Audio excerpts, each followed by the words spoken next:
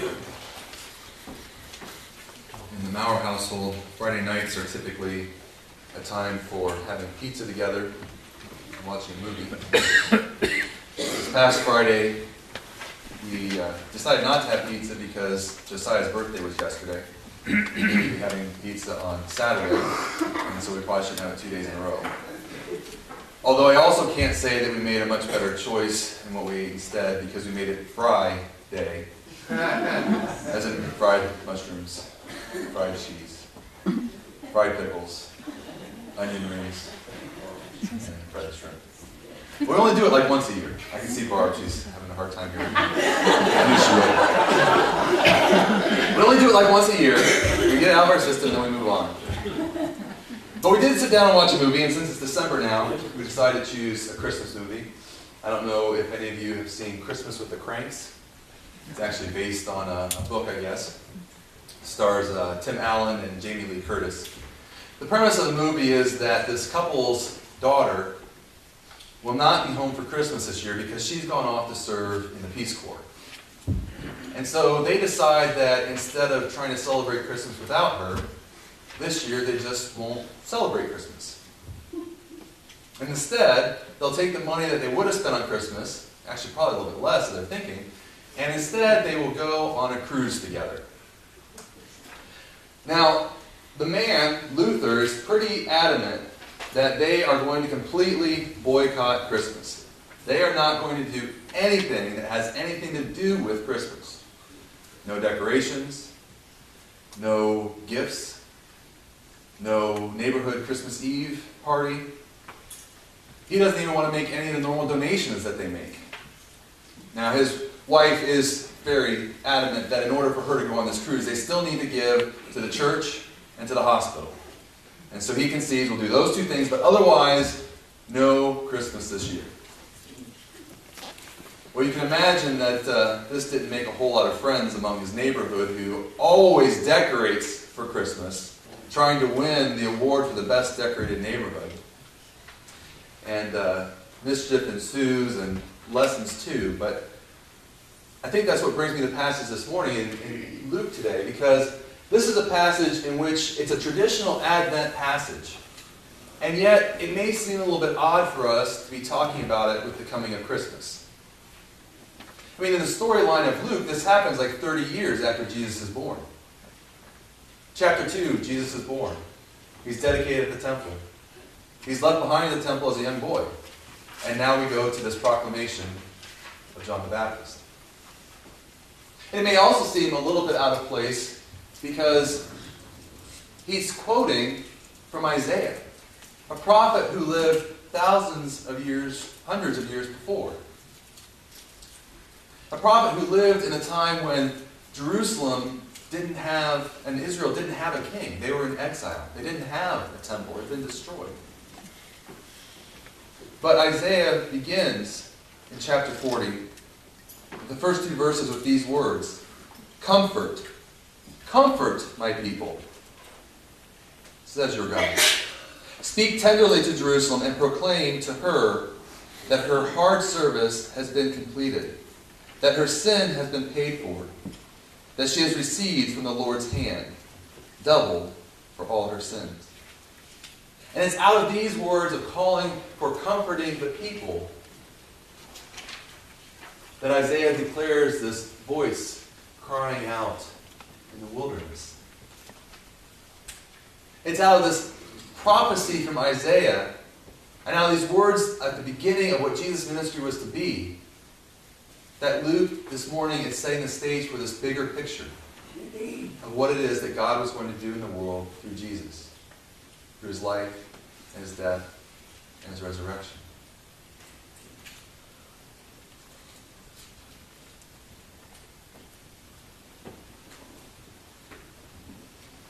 And one of the things that I think that we see in this passage is that there's a number of different leaders who are mentioned here, starting out the ones that KJ pronounced so profoundly. We have Tiberius the Caesar. We have Pontius Pilate. We have Herod, his brother Philip. And then we have Annas and Caiaphas. There's all these leaders, and we might think that, and it's probably true, that these are mainly mentioned here just to put this passage into context of what was happening in the world at the time that John was coming forth and making this declaration. But I wonder if it's also significant that it wasn't any of these people who were in positions of power that were bringing this message of preparing the way. Perhaps they were called and they just didn't accept the call. But they're not the ones who are bringing this call. It's John the Baptist, this seemingly crazy guy in the wilderness. This unknown person who has no position, who has no power, is the one who's bringing forth this declaration. He speaks not out of position, but out of the power of God in him, giving him the words to declare. There's so much in our world that we struggle with that is going wrong. We have these acts of mass shootings that now outnumber the days in the year for 2015. We have acts of terrorism, acts of racial violence. Babies are aborted, children are abused, women are mistreated, people are bullied. And we often can find ourselves looking towards our leaders for the answers of making things right. And certainly they do have a part and a responsibility in these realities. And yet, in this situation, it's not the people in power and position who are preparing the way for the coming of Jesus. It's not the famous, it's the faithful. God is using the faithful, not the famous, to bring, Jerry, I don't know about that, to bring about the realities that he desires for his kingdom purposes. And I think that that may be true of us yet today as well. When we choose to live into God's realities, to live into his kingdom principles, in some small way, we usher in the second coming of Christ in the way that John was preparing the way for the first coming. Now, I'm not saying that when we do the right things, we make it come sooner, or when we don't do the right things, that we keep it from happening. I'm not saying that. What I'm saying is that as we live into that kingdom reality, we embody Jesus in the world today. We embody the kingdom of God in our midst. And we testify and exemplify what it is that God desires for us. Because God oftentimes works for the faithful rather than the famous. We also see that God prepares a path. We read here that there's a voice crying out in the wilderness, "Prepare the way of the Lord, that the paths may be made straight, the mountains lowered, the valleys filled in, the crooked roads made straight, and the rough made smooth." A preparation of a path. Preparation for what is to come. Now certainly, God has the ability to just act in the moment. And yet, isn't it interesting how often it seems that God prepares a path for what he has planned? Certainly he had that for Jesus. We read of things in the Old Testament, like Isaiah, that point towards the coming of the Messiah, and of John in his declaration. We see how Moses was prepared by growing up as an Egyptian to go and speak to the Pharaoh. We see how Peter was prepared by this vision of a sheet lowering down to go to Cornelius' house. We see how Ananias was prepared to receive Saul and to heal him from his blindness on the way to Damascus. And I would guess that many of us could testify to the ways that, as we look back at least, we can see that God has been preparing the path that we are on, the direction that we are going. For me, most recently, this, of course, has been in the call for me to pastor at Pigeon River Mennonite Church. And I know for some of you, this may have felt like it was a very sudden and quick thing. And to be honest, it went much quicker and smoother than what I had expected. But as I look back, I see the preparation of the path along the way. I went to college with Brian Kahn. Brian and I went on our cross-cultural trip to Israel-Palestine my sophomore year, his senior year. So I knew who he was. We weren't very close, but we knew each other. Brian has also been one of the chairs of the search committee there at Pigeon River, and he serves as one of the elders. There was a connection from years ago that was already there. When I was in Harrisonburg in seminary, I worked at Harrisonburg Mennonite Church, and Burl Jancy was my lead pastor there. He's been an important mentor in my life. His wife grew up in Pigeon River. When they go back for holidays, they go back to the congregation. And in the last year, I've had a couple of chances to reconnect with him in ways that I wouldn't have expected, but we had a chance to really sit down and talk. We don't oftentimes get to do that with him being Harrisonburg and me being here. And as you know, Randy Keeler serves as a mentor for me that I meet with on a regular basis. He had been up at Pigeon River in the last year to give a sermon. Got to know the congregation and encouraged me to look into God's calling, possibly pastor there. Now, individually, all these little things don't add up to much. But as I've seen how things have developed, and as I look back at how God has been active, I see the weaving together of things that show that He is preparing a path. Just as He prepares a path for each one of us and for each of our congregations. We oftentimes can't see where that's going at the time. We don't know for sure what that's going to mean. But we see examples in our own lives and in Scriptures of the ways that God is preparing a path to bring about His principles.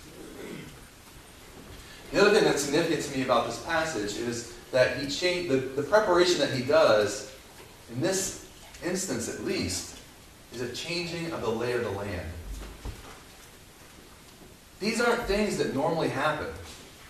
Mountains aren't normally made low, and valleys aren't normally filled in. Crooked roads don't just become straight, and rough places don't just become smooth. There's an intentionality and activeness to bring about what God desires. And it seems like in our own lives, this is true of us as well, because so often in our lives, we do have challenges and struggles, pain and sorrow, difficulty. But it's God who's able to make those ways straight, to lower those mountains, to fill in those valleys. They oftentimes don't happen of their own accord, but through the divine interaction of God to bring that about. And I think that that's true of the path of mercy as well. The natural response for many of us when we encounter pain, hurt, sorrow, is to respond with blame, or anger, or revenge. It's not natural for us instead to choose to express mercy. And yet I think that's what God is calling us to. I think that God is calling us to express and to live into this path of mercy. Because as we know that violence begets violence, that revenge begets revenge, it seems to me that mercy also begets mercy. Because it started with God. God extended mercy to us in sending His Son. God extends mercy to us in offering us forgiveness for the ways that we fall short. God offers us mercy first, and then we, in turn, offer mercy to others, so that mercy may beget mercy. Which brings me back to this movie, The Christmas with the Cranks. As I said, they had chosen not to celebrate Christmas. They had set aside all of these things that they weren't going to do, and there were people who were pretty frustrated with them, like the neighborhood and the police department who wasn't getting their donation this year, and the Boy Scouts who they weren't buying a tree from. They weren't really making friends in the decision to do this. But in the process, on the day before they're going to go, it's Christmas Eve, and learn that she's at the airport coming back for Christmas Eve and Christmas Day. So now what are they going to do? They have nothing ready. They don't have the food. They don't have the decorations.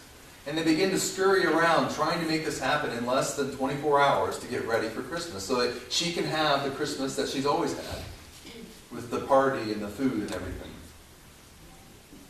But they aren't able to do that themselves.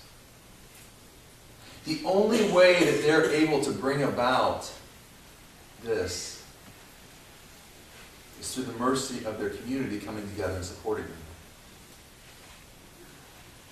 To change from the patterns of placing blame and trying to make people feel bad for their decisions, rallying together, gathering the food, gathering the decorations, getting things set, and being community together.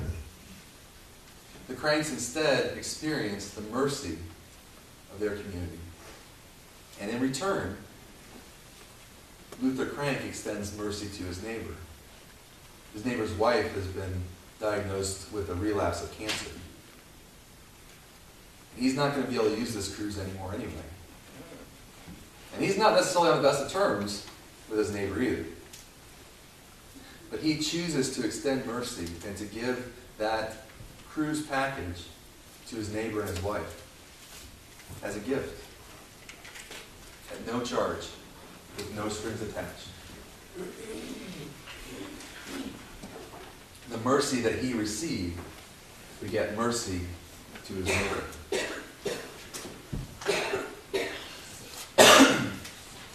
In the midst of a world in which there's much turmoil and difficulty, pain and fear, our natural responses can be much more harsh,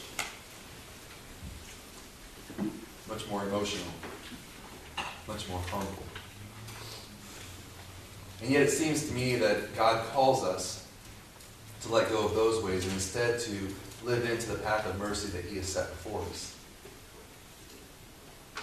Because he calls the faithful, not the famous. He prepares a path. And in preparing that path, he changes the lay of the landscape. Amen.